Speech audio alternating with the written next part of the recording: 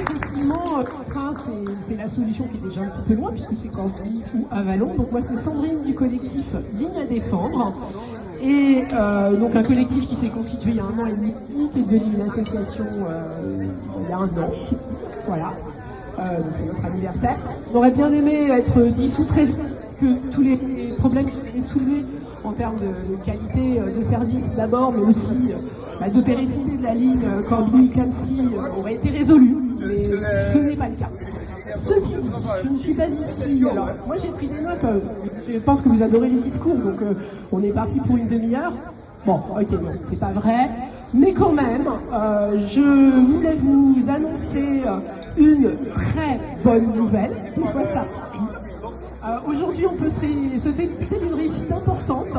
C'est que des milliers de personnes, de citoyens, de citoyennes, d'habitants et d'habitantes du territoire se sont mobilisés pour signer une pétition. Et grâce donc à toutes ces personnes, nous avons réuni 4000 signatures valides dans au moins 6 départements de Bourgogne-Franche-Comté. Et nous allons pouvoir déposer officiellement la saisine citoyenne auprès du Césaire, Conseil économique, social et environnemental régional. Voilà, alors c'est vraiment un moment important parce que c'est la toute première saisine citoyenne déposée dans notre région. Voilà, donc on peut se féliciter.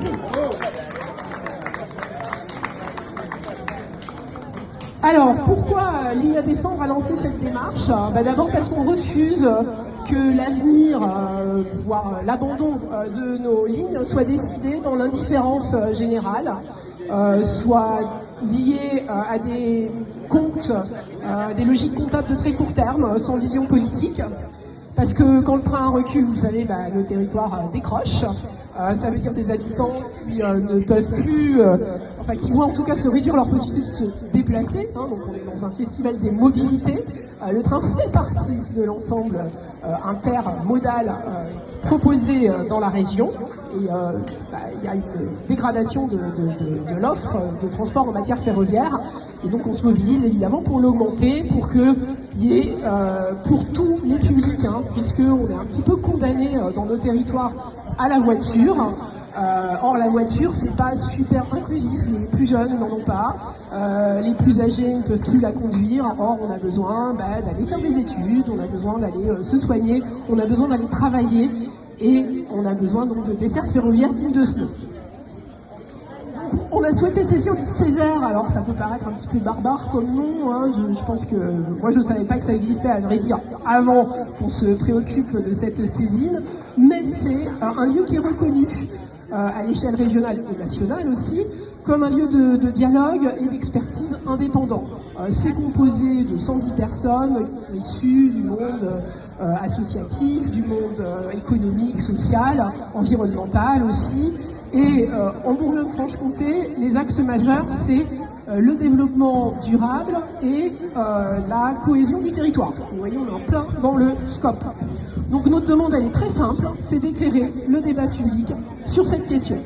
Bon, je vous embête pas plus longtemps, je vais pas vous lister toutes les questions qu'on a envie de poser, mais je terminerai quand même en vous disant que cette saisine n'est pas une fin en soi.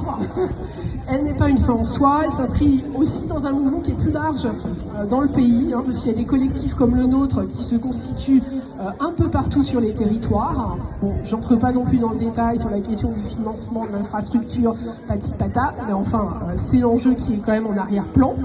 On fait tous partout le même constat, le réseau est vieillissant, le réseau n'a pas été suffisamment entretenu, le tout TGV a été un peu fatal pour nos petites lignes de desserte fine. Et donc une mobilisation est en train de grandir. Nous sommes membres, Ligne à défendre, du collectif La Colère des Centrins, qui fédère justement à l'échelle nationale ces mouvements et qui actuellement, n'hésitez pas à solliciter vos politiques sur le sujet, se discute en Assemblée nationale une loi cadre sur le transport, très insuffisante pour l'instant.